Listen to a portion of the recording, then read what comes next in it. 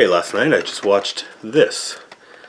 Bicentennial Man, starring Robin Williams.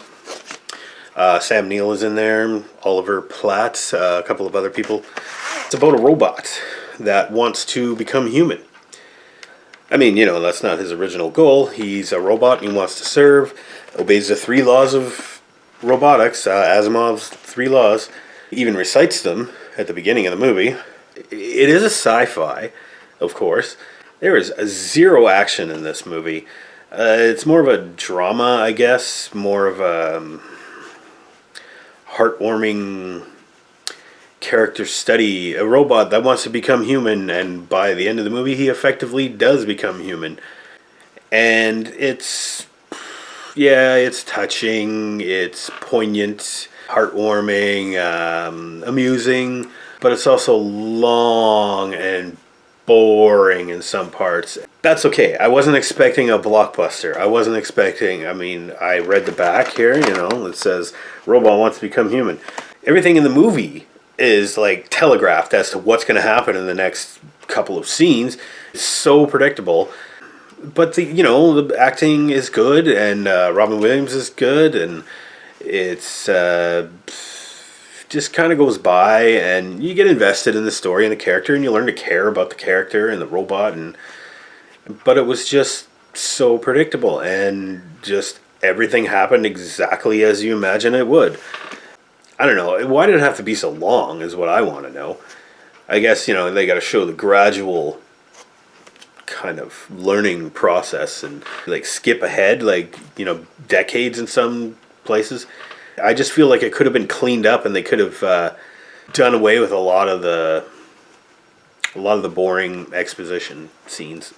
Yeah, I don't want to say don't see this, because you might like this a lot more than I did. It's just not really my kind of movie. It seems like the kind of movie that maybe they want to do it's a quirky Oscar contender.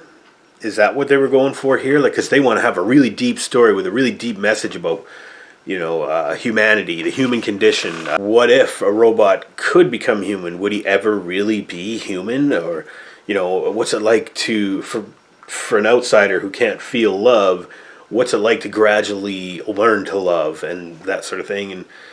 And Robin Williams starts off as an actual mechanical being with a positronic brain, and eventually rebuilds himself with actual organic tissue and becomes human and has sex and everything's great.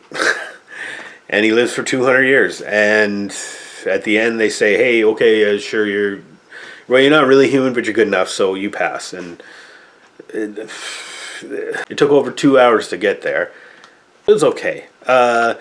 As far as Robin Williams movies goes, this is one of the least interesting ones I think I've seen in a long time. He was funny in some parts, but those parts, it was just kind of like stock jokes that Robin Williams has stored away somewhere in his positronic brain.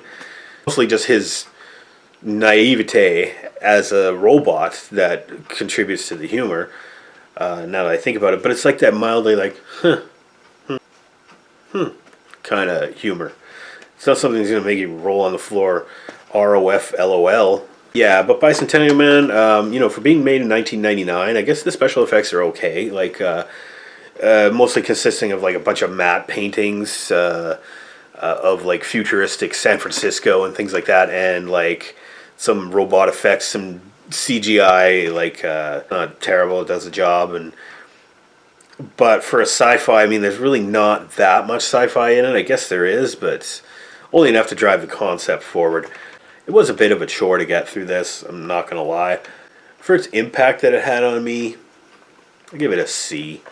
It could have been better. It could have been shorter and funnier.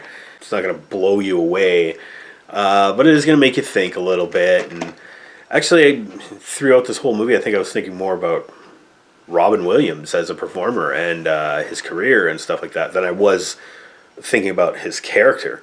Yeah, but a robot wants to become human and make a boring movie. By all means, okay,